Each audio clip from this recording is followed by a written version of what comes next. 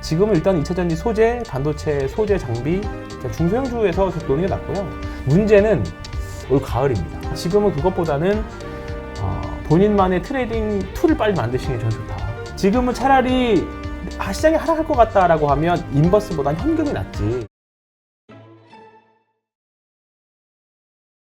오늘 신한금융투자 서울파이낸스센터의 황유현 PB 팀장 나오셨고요. 안녕하세요. 네, 안녕하십니까. 네, 지난주 금요일날 우리가 사실 그 방송하는데 이 컴퓨터가 잘 작동을 네. 안 해가지고 그때 제대로 차트를 잘 못 봤는데 오늘은 좀 시원하게 한번 네. 보여주시고요. 네. 설명하실 때. 네. 일단 오늘 다행히 양 시장이 상승을 했죠. 네. 그리고 우리 지난주에 걱정했던 게 현물 매도도 그렇지만 네. 선물 매도가 엄청났기 네. 때문에 근데 오늘도 한 7천억 이상 다시 네. 매수한 거 보니까 우리가 이걸 어떻게 받아들여야 될지 네. 좀 설명을 네. 해주시죠.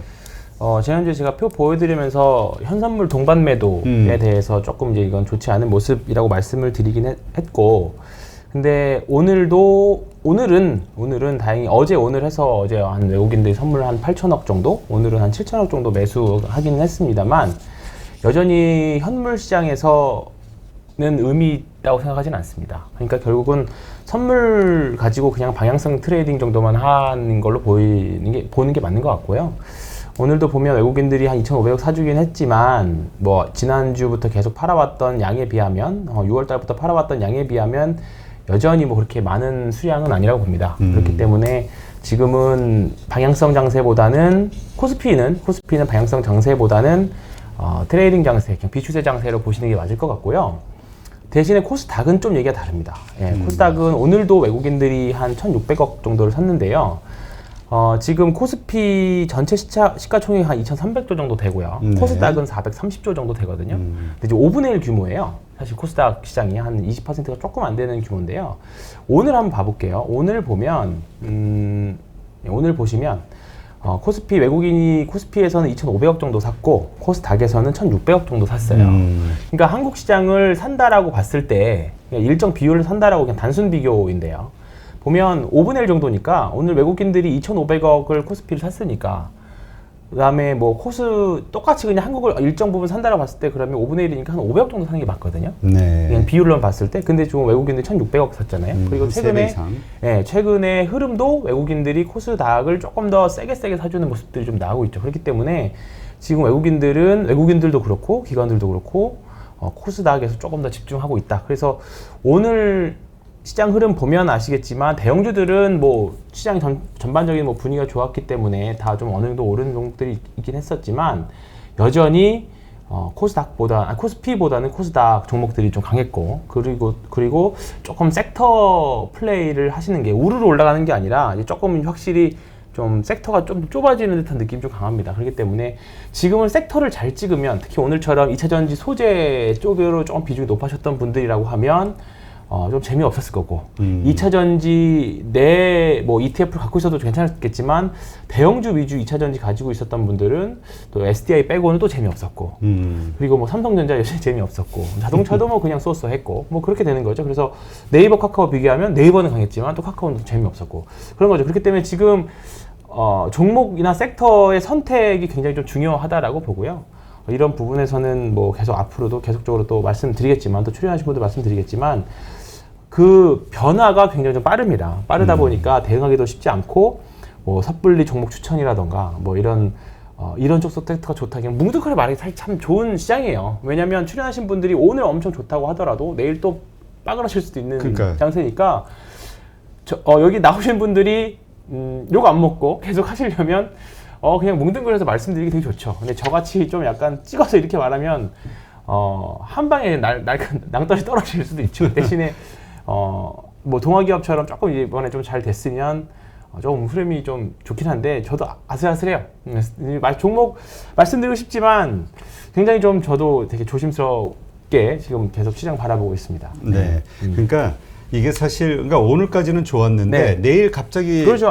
충분히 가능해요. 이제까지의 흐름으로 봐서는 과거의 어떤 데이터로 봐서는 오늘 이렇게 좋으면은 한 내일 모레 글피 뭐 해서 여러 날 그런 흐름이 이어져 가는데 지금은 갑자기 그냥 오늘로서 끝나기도 하고 내일 하루 만에 또 끝나기도 하고 그러니까 그런 짧아지니까 부분들이 좀 있죠. 네. 대응을 못 하는 거죠. 네, 다행히도 뭐 지난주부터 이제 좀 시장이 급락이 한번 나왔었고, 근데 이제 델타 변이에 대한 지난주 금요일 날 제가 진단키트 얘기 말씀드리면서 진단키트 주식들이 막판에 좀 밀렸던 부분들이 어느 정도 좀 주식시장에서는 이제 다른 쪽으로 좀 오르는 게 아니냐 그런 생각이 좀 들어서 이제 다른 섹터도 추천드리고 그랬었던 건데, 일단은 시장에서는 지금 뭐 1000명대 확진자 계속 나오고 있긴 하지만 계속 발표로는 오늘 뭐 진단키트주들 약했고, 오늘 뭐 대표적으로 다른 종목들 주식들이 오르긴 했습니다. 오르는 걸 보면 일단 델타 변이에 대해서는 일단 시장에서는 한번 나왔던 재료다. 델타 변이도 결국은 또 언젠가 또 잡힐 거다. 이런 부분들이 또 시장에서는 우호적으로 생각을 하는 것 같고요. 당분간은 좀 이런 부분들이 강한 것 같습니다. 그러니까 시장 그 파월 의장도 예전에 금리 그 통화 정책을 하는 데 있어서 이런 바이러스나 이제 뭐 보건 상황이 더 중요하다. 이걸 보고 결정하겠다라는 부분들이었기 때문에, 만약에 지금 더 이게 확진자 수가 더 미국도 그렇고 더 늘어난다라고 하면 당연히 테이퍼링이라든가 금리 인상이라든가 이런 부분들이 더 뒤로 미뤄지겠죠. 이런 부분에 대한 안도도 시장에서는 좀 어느 정도 인지를 하고 있는 것 같습니다. 네. 네. 그래서 그런지 미국 시장 보니까 기술주들 상승률이 네, 괜찮더라고요. 그렇죠. 네. 그러니까 지금 국채 금리가 뚝 떨어지면서 다시 뭐 떨어져야 뭐 이제 성장주들이 좋은 거 아니냐, 그렇죠. 그랬다가 너무 떨어지니까 경기도나 우려하는 거 아니냐, 이런 충격이 한번 있었던 거죠. 근데 일단은 지금 국채금리 하락은 일단은 그 수급적인 문제, 일시적인 투기적인 포지션 이런 부분들, 그다음에 뭐 차익 실현 이런 것 부분들이 조금 더 많이 됐다, 이런 부분들이 더 시장에서 인지를 하는 것 같아서 일단 지금은 굉장히 좀 아슬아슬하긴 하지만 여전히 주식시장 여름 한 주식을 제가 대학교 때부터 했으니까 꽤 한 15년, 17년, 18년 정도 했거든요. 근데 그때 쭉 경험상 여름에 폭락은 거의 없었던 것 같아요. 여름에? 한여름에. 문제는 올 가을입니다. 가을 이후, 추석, 그냥 정확히는 추석 이후. 그러니까 제가 계속 머릿속에 떠오르는 게, 여기서 몇 번 말씀드렸어요. 2017년, 2018년 패턴이랑 좀 비슷하다. 2017년 대형주장, 2018년 중소형주장. 지금 딱 그 패턴대로 가고 있거든요. 그리고 2018년 10월 달에 갑자기 두들겨 맞았죠. 세게 두들겨 맞았어요. 그거는 이제 그렇죠. 네, 2018년 10월 달에. 그러니까 올해도 또 결국은 우리나라 한국 시장 특성상 연말로 가면 또 대주주 이슈라는 게 또 붙을 거예요. 그렇죠. 근데 지금은 다들 조심도 하고 있거든요. 그러니까 지금 뭔가 막 박수 칠 때 떠나라 그런 분위기 아니에요. 다 축하해 서로 축하하고 막 주식을 먹어서 쏠게, 지금 분위기, 이런 분위기 지금 절대 아니거든요. 근데 지금 만약에 여기서 좀 주가가 좀 더 올라가가지고 다들 막 이걸로 먹고 저걸로 먹고 막 자랑하고 막 내가 술 살게 막 이런 거 나오기 시작할 때가 진짜 조심해야 돼요. 그러니까 말도 안 되는 논리를 가져다 붙이기 시작하고 그럴 때 조심해야 되는데, 일단 지금은 떨어질 거 아니야라는 경계심도 굉장히 가득한 그렇죠. 시장이기 때문에 불안해야 네. 그러면 또 그거에 대한 반대된 포지션들이 또 구축이 되어 있거든요, 시장에서는. 인버스 지금 투자한 그렇죠. 금액이 상당하대잖아요. 고버스. 그렇죠. 네. 그런데 이제 또 고퍼스 또 하니까 또 바로 또 시장 올라오고, 그러니까 지금 지수 맞추기 굉장히 어렵습니다. 어렵기 때문에 지금은 차라리 시장이 하락할 것 같다라고 하면 인버스보다는 현금이 낫지, 인버스를 샀다가는 오늘처럼 이런 날 진짜 소외감 장난 아니거든요. 네. 그렇지. 그렇기 때문에 그렇게 대응하시는 게 맞는 것 같고, 일단 지금은 저도 그렇고 제 손님한테도 그렇고 주변 사람들한테도 아직은 해볼 만하다. 네, 아직은 해볼 만하다. 아직 휴가 갈 때 아니다. 네, 이렇게 말씀드리고 있습니다. 가을이 위험하다, 걱정이 된다, 이 얘기는 그냥 과거의 사례를 봐서 그렇다는 거죠. 그렇죠, 네. 지금의 어떤 그렇죠. 흘러가는 네, 상황이 네. 가을이 위험하다라는 게 아니라. 네, 그렇죠. 네, 맞습니다. 근데 한국 시장은 12월은 재미없는 건 맞아요. 폭락을 떠나서 11월 중순부터 재미없는 건 맞습니다. 대주주 이슈들 때문에 결국은 주식을 사서 크게 올려주는 분들은 우리가 흔히 말하는 큰 손들이거든요. 그렇죠. 개인 큰 손들. 그러니까 그분들이 다 이제 주식을 일단 돈을 뺄 거 아니에요. 그렇기 때문에 그분들이 쉬는 11월, 12월은, 저도 그래서 휴가는 겨울에 많이 갑니다. 네, 그래서 일단 지금은 해보고, 지금은 뭐 시장이 그래도 해볼만 하기 때문에 해보고, 그때 뭐 10월달, 11월달은 또 그때 가서 생각하고요. 네, 지금 해볼만 하다. 네. 자, 그러면 지금 해볼만 한데, 네. 그럼 뭘 가지고 해봐야 되느냐. 네. 아까 섹터를 잘 찍어야 그렇죠. 네, 지금 갈 수 있는 네. 장이라고 그랬으니까. 그러면 지금 괜찮은 섹터, 물론 이거 아까도 네. 걱정의 말을 했지만, 이게 하루 만에 내일 지금 이야기한다 해서 내일 바로 사면 안 되잖아요. 네. 분위기가 또 어떻게 돌아갈지 네, 그렇죠. 모르니까. 네. 그런 현재 시점에서 우리 황 팀장이 생각하시는 좋은 섹터. 지금 뭐 오늘 시장이 보여줬던 것 같아요. 일단 지금은 양극단인 것 같아요. 센 섹터는 계속 세고요. 그 다음에 아예 훅 떨어져서 가격 메리트가 있는 거는 또 가격 메리트대로 이제 올라오는 종목들이 슬슬 나오기 시작해요. 그러니까 뭐 대한항공이나 호텔신라라든가 이미 선조정 받았던 컨택트주들. 네, 컨택트 주식들. 근데 애매한 포지션들에 있는 거죠. 그러니까 대표적으로 삼성전자입니다. 삼성전자. 오른 것도 아니고 떨어진 것도 아니고 애매한 포지션에 있는 것들. 8만 원에서 계속 네, 왔다 갔다 거죠. 왔다 갔다. 그러니까 떨어지면 누군가 채워서 올려놓고 조금 올라가면 좀 팔고 뭐 그냥 뭐 단타할 수 있는 변동성도 아니지만 약간 실례로 예를 들자면 그런 건데 지금 약간 어중간한 위치에 있는 것들이 여기서 있다가 훅 치고 올라가는 거를 기대를 하고 들어가느냐 또는 저거 같은 케이스는 그냥 올라가는 거 확인하는 섹터 중에서 사자라는 입장인데 지금 애매한 시점에 있는 종목들은 좀 일단은 뭐 나중에 가서 하고 떨어지거나 올라가면 그때 붙는 게 낫고요. 지금은 일단 2차전지 소재, 반도체, 소재, 장비, 중소형주에서 계속 노는 게 낫고요. 그 다음에 계속 뭐 메타버스 말씀드리지만 오늘 또 메타버스 관련해서 또 좋은 기사들 몇 가지 또 계속 나오고 그랬는데 메타버스가 사실 실제로 얼마나 이게 기업들한테 돈을 벌어다 줄지는 모르겠어요. 근데 테마주의 생로병사를 보면 일단 처음 나오는 테마는 일단 시장에서 한번 1차 시세를 내긴 합니다. 예, 일단은 왜냐하면 완전 새로운 개념이잖아요. 그렇죠. 메타버스라는 게. 그러니까 2차 전지도 옛날에 상신 EDP라던가 그런 종목들이 2013년인가 14년 그때 삼성 SDI도 그렇고 그때 당시에 2차 전지 그 다음에 전기차가 관련 그 내용 종목들이 그때에도 시세를 한번 냈습니다. 근데 그때 주가 올라갈 때 어땠냐면 당장 전기차가 우리 옆에 굴러다닐 줄 알았어요. 2013년, 14년 생각해보세요. 근데 그때 당시만 해도 막상 주가가 올라갔는데 너무 먼 미래였던 거죠. 근데 메타버스도 사실 조금 그리고 나서 2차 전지가 쭉 사실 한 4, 5년 쉬었다가 그 다음부터 본격적으로 시세를 내는 거잖아요.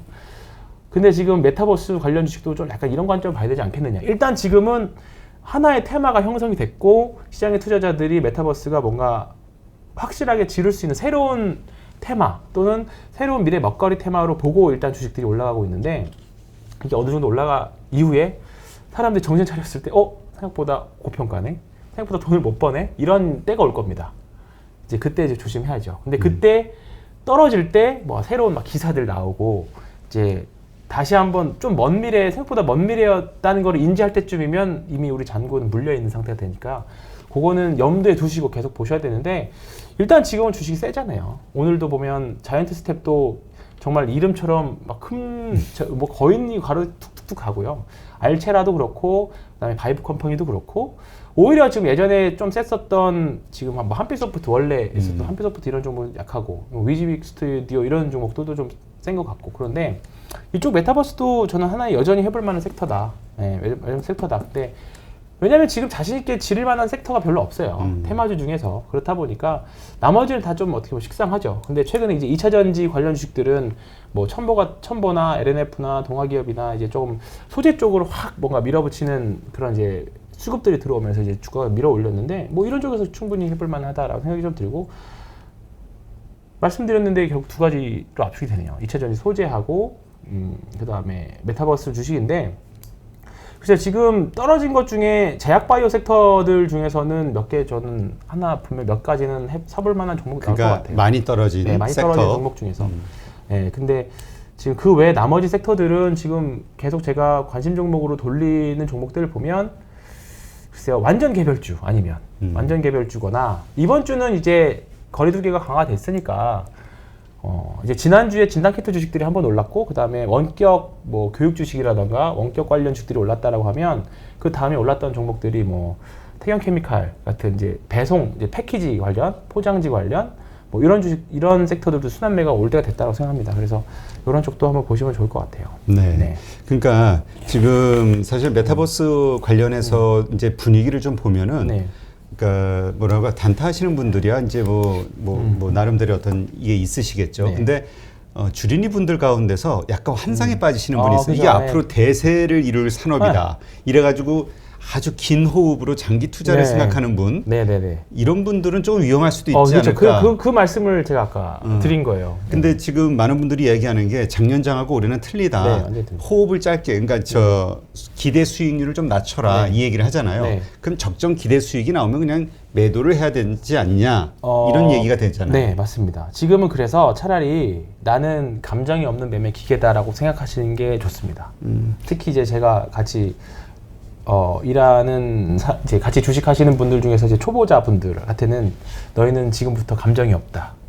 철저하게 사고 팔기만 해라. 그렇게 말씀을 드려요. 그러니까 최근에 제가 주식을 볼 때요. 솔직히 말씀드리면 제가 지난주도 방송하고 가면서도 느낀 게 뭐냐면 뭐 실적 얘기도 하나도 안 하고 숫자 얘기도 하나도 안 하고 근거도 없고 그냥 저는 나름대로의 그 이제 수급 트레이딩 로직에 의해서 말씀드리긴 했지만 그냥 저를 처음 보시는 분들이나 그냥 이 내용만 봤을 때는 뭐 저렇게 근거가 빈약해라고 말씀드릴 수 있는데 근데 지금 시장이 그래요. 지금 시장이 뭐 근거가 특별히 있어야 올라가는 시장도 아니고요. 이게 뭐 사실 뭐 좋은 주식이라 주식이 올라가는 시장도 아니고 그냥 카더라 하는 주식이 올라가는 시장이에요. 네, 뭐 이게 좋대, 뭐 증설을 하는데 뭐 근데 일단은 지금은요 냉정하게 보면 돈은 벌어야 되잖아요. 그렇죠. 돈 벌어야 돼요. 지금은 공부하고 사면 좀 늦어요. 확실히 공부하고 사면 늦고 그냥 오히려 이럴 때 초심자의 행운 그냥 누군가 옆에서 들었을 때 이거 사래 그냥 샀는데 올라가고 이제 그럴 때가 낫죠. 오히려 공부하고 사면 이미 올라가 있고 이제 확신이 들어 사야지 했는데 거기에 고점일 때 되게 많았거든요.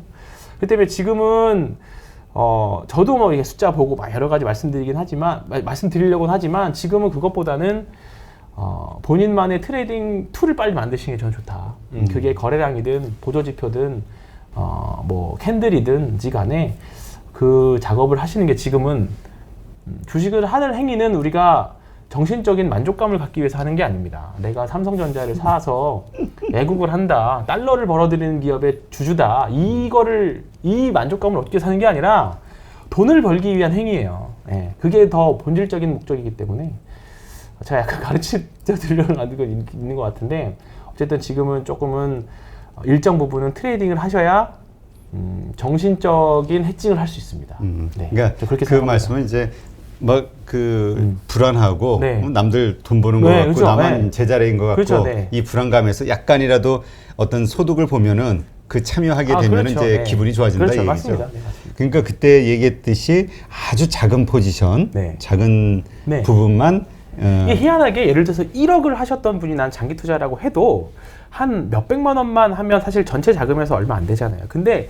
그 자금 가지고 단타를 쳐서 수익을 나면 이게 계속 저는 단타를 조장하는 방송이 되는 것 같은데 저는 정말로 다 초단타는 하진 않습니다. 솔직히 하진 않고 끌고 가기를 되게 좋아해요. 끌고 가는 거 먹을 때 머리 먹기 좋아해요. 신흥 SEC도 그렇고 그냥 말씀 나온 김에 그냥 해명을 좀 해보면 이거 하이비전 같은 것도 그렇고요. 제가 교보제로 썼던 종목들이 사실 요즘에 흐름이 좋아서 다행인데요. 이거 하이비전도 제가 신고가 매매 하면서 말씀드렸잖아요. 이것도 흐름이 좋고 신흥도 제가 지난주에 사야 되냐, 신흥 SEC도 사야 되냐 말아야 되냐 그랬을 때 저는 그냥 지금이라도 사야겠다라고 말씀드렸던 건데 생각보다 엄청 이 자리에서 무서웠을 수 있지만 안 빠졌잖아요. 그죠? 이 자리에서 안 빠졌고 그냥 더 올랐잖아요. 이런 것들 매도할 때는 거래량 터지면서 그죠? 하락으로 빠질 때. 그죠? 근데 보면 거래량 주가는 계속 고가놀이 하고 있지만 거래량 계속 줄고 있잖아요. 이런 부분들이 되게 좋다라고 말씀드린 거고 제가 대표적인 케이스로 말씀드렸던 게 P&H 테크 같은 거 이런 거 그것도 OLED 관련 이거는 신고가 가지만 거래가 없잖아요. 이런 거는 팔 이유가 전혀 없는 종목들이에요. 네, 이런 것도 거래량이 적습니다. 이거는 쉽게 따라 들어가시면 나중에 팔기도 쉽지 않습니다. 그냥 차트만 보세요. 차트랑 거래량 흐름만. 공부하는 용으로. 네, 이런 것들도 좋고요. 지금 그러네요. 지금 이런 종목들이 많아요. 네, 많은데 지금은 신고가 가는 차라리 무서운 종목들 있죠. 무서운 종목들을 차라리 늘어지는 게 끝까지 늘어지는 먹자. 게 끝까지 늘어지는 게 그러니까 신흥 SC 같은 경우에는 이제 이왕 말이 나왔으니까 이거 엄청 얼마나 팔고 싶겠습니까? 이건 진짜 팔고 싶을 거예요. 근데 뭐 거래량이 터질 때까지는 저는 가는 거예요. 이런 것들은. 네. 지금은 이거는 이제 신고가를 돌파하면서 새로운 영역으로 진입하는 거래량이고 여기서부터 상승의 각도가 달라진다거나 뭐 그럴 때 이제 파는 거죠. 네, 알겠습니다. 그러니까 좀 정리를 하면은 지금 시장에서는 섹터를 잘 골라야 되는데 그렇죠. 우리 황 팀장이 생각하시는 섹터는 2차 전지 소재, 장비. 그다음에 소재 장비, 네. 그다음에 메타버스 관련주 주시고. 아직은 네, 그리고 여러 가지 종목들이 많아요. 오늘도 보면 또 정치 테마주들 관련 튀었고, 그리고 그 개별 단으로 또 다 종목 하나하나마다 사연들이 있어요. 근데 지금 그런 모멘텀들이 다 먹히거든요. 네, 먹히는데 태경 케미칼 같은 거, 이거는 제가 그때 카프로랑 태경 케미칼 백광산업 설명드리면서 말씀드렸던 종목인데, 이제 이번 주 거리두기 4단계 넘어가면 당연히 이제 배달 수요도 늘어날 거고, 이제 컬리라던가 뭐 이제 쿠팡이라던가 드라이아이스 계속 납품하는데 아마 2분기 실적 당연히 좋겠죠. 그리고 원래 드라이아이스는 여름 시즌이잖아요. 그렇죠. 네, 그렇기 때문에 지금 어차피 원재료 가격은 별로 오르지 않는데 드라이아이스 가격만 올라간 상태라 스프레드가 많이 벌어진 상태이기 때문에 일단은 종목의 스토리도 되고, 근데 주가도 주가 빵 한번 뛴 상태, 신고가 영역인데 거래량은 계속 줄어져 있는 상태고, 그러니까 이런 것들은 한번 베팅해서 올라가는 걸 한번 기대해 볼 수 있는 종목들인 거죠. 아니면 뭐 좀 일정 부분 떨어지면 손절매하고 리스크 관리하고, 왜냐면 또 다른 종목 살 게 있으니까 지금은. 그러니까 굳이 사서 물렸는데 물린 거 올라올 때까지 흔히 말하는 존버를 할 필요가 없다. 왜냐면 다른 종목 팡팡 튀는 것들이 더 많다. 단타하시는 분들에 한해서는. 예, 그런 관점인 거죠. 네, 이건 이제 우리 황유현 팀장의 이제 투자 그렇죠. 예, 스타일이니까 예, 참고만 하시고요. 네.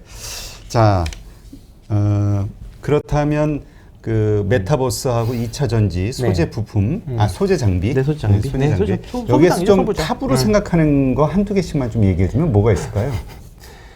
메타버스는 이미 다 나왔던 것 같긴 한데. 메타버스는 많죠. 일단은 자이언트 스텝, 자이언트 스텝. 네, 큰 걸음. 그러니까 이것도 아까 얘기처럼 거래량이 터질 때 없죠. 빠져나와. 없잖아요. 네, 여기도 여기 보시면, 그러니까 이게 처음 말씀드렸을 때도 이때쯤이었는데 이것도 사실 무섭다라고 말씀하실 수도 있어요. 왜냐하면 42,000원에서 6만 원대까지 올라왔었으니까. 근데 이게 주가가 그냥 우리가 흔히 말하면 여기서 이 꼭지에 살까봐, 이 윗꼬리에서 살까봐 그런 거잖아요. 만약 이 윗꼬리에 사서 정가 이렇게 하면 정말 기분 나쁘거든요. 그렇죠. 네, 근데 거래량상으로는 특히 이제 이거를 이 상장 전에 여기 나왔던 거래량에 비하면 거래량이 계속 없는 구간이에요. 그러니까 계속 쭉쭉쭉쭉쭉 땡기는 거죠, 이런 것들은. 그래서 이게 어디에 그칠지 몰라요. 그러니까 이게 비싸요. 시가총액 7천억이기도 하고 실적 대비, 그러니까 비싸다는 말은 밸류에이션 되게 비싸요.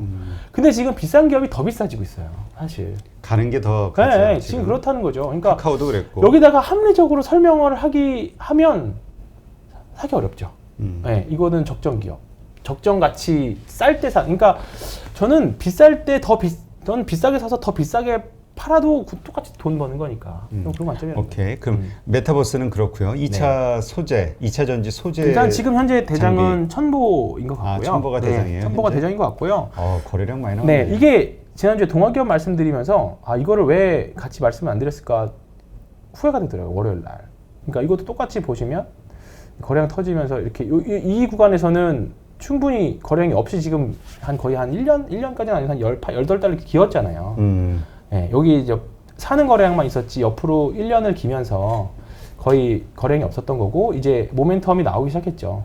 네, 증설 그러면서 다시 거래량이 터지기 시작했던 거고, 첨보도 그렇고 LNF도 그렇고 다 마찬가지고, 동아기업이 그렇죠. 동아기업이 대표적으로 한번 올랐다가 거래량 줄었다 이제 이렇게 해서 올라가는 구간인데, 다행히도 네, 이거 오늘 이거 오른 거 보면서 오늘 방송 가도 욕은 안 먹겠구나 생각은 좀 들었어요, 사실. 네. 이게 이름이 동아기업이잖아요. 그래서 제가 손님들한테 옛날에 곰이랑 황소랑 싸웠는데 황소가 이제 곰의 웅담을 빼먹기 위해서 이겼다. 그래서 결국은 그런 잔혹한 동화가 있는데 관련주는 동아기업이다. 그래서 그렇게 해가지고 그냥 어르신들 대상으로 그렇게 해서 매매를 했었는데 잘 됐죠. 지금 잘 됐는데 지금 거래량이 다시 터졌잖아요.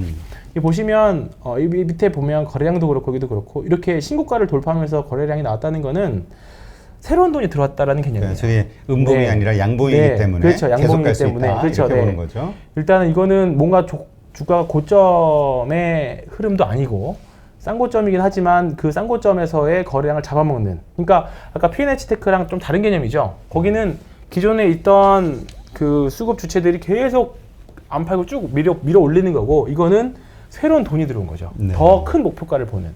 라고 이렇게 가정을 하고 매매를 하는 거죠. 네. 네, 알겠습니다. 확신은 아니니까. 네. 네. 하여튼 뭐 주린이 분들은 여러 가지 케이스를 놓고 공부해야 그죠? 되고 네. 하니까 또 혹은 뭐 그때 얘기했듯이 실전 삼아 약간의 네. 뭐 자금 가지고 해보실 수 있는 분들은 뭐 그렇게 하셔도 되고 하여튼 참고하시면 그러니까 되겠네요. 일단은 작년에 특히 시작하셨던 분들은 아직 주식에 대해서 하락장을 제대로 겪어보지 못했잖아요. 그러니까 결국은 경험이 어느 정도 쌓이려면 사이클을 한 번은 겪어야 됩니다. 한 번. 사이클이라는 거는 상승과 하락을 한 번 정도는 겪어야 돼요. 1년이 그러니까, 아니라. 그렇죠. 1년이 이거 뭐 기간이 아니라 대상승장, 대하락장 이거를 한 번은 겪어야 돼요.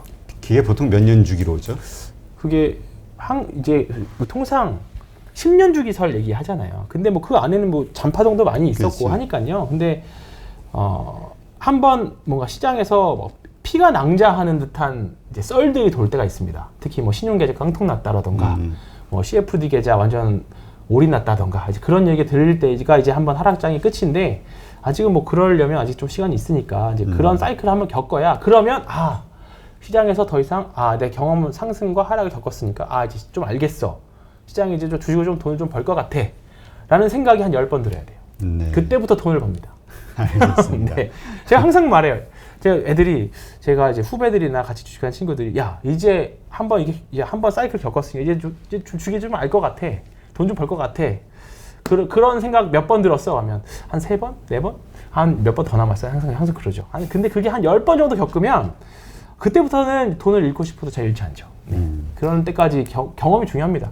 그러니까 경험을 앞당기려면 해봐야 돼 많이. 많이 해보셔야 되고요. 그래서 저는 차트를 많이 결국 흔적이잖아요. 그러니까 이걸 딱 하고 그래서 이 주식이 올랐을 때는 어떤 이슈로 올랐고 떨어졌을 때는 어떤 이슈로 떨어졌는지 그런 거를 판단해서 종목 하나하나마다 어떻게 적용이 되는지까지도 보시면 바쁩니다. 그러니까 작년에 주식하셨던 분들이 작년에는 삼성전자가 뭐가 좋아서 사고 뭐가 좋아서 사서 했는데 이제부터는 외환오르지 된 고민들을 지금 하실 거라는 거죠. 근데 이제 그런 고민들이 이제 해답을 찾으셔야죠, 스스로. 네, 알겠습니다. 남이 백날 이렇습니다, 저렇습니다 해도 안 됩니다. 절대 안 됩니다. 뭐 그치. 본인이 머릿속에 각인돼야 돼요. 네. 각인이 되는 거는 사실 엄청난 충격과 고통이 있어야 그렇죠. 몸에 뼈에 사무치게 그렇습니다. 각인이 되는 건데. 제일 좋은 건 깡통 차보는 게 제일 좋습니다.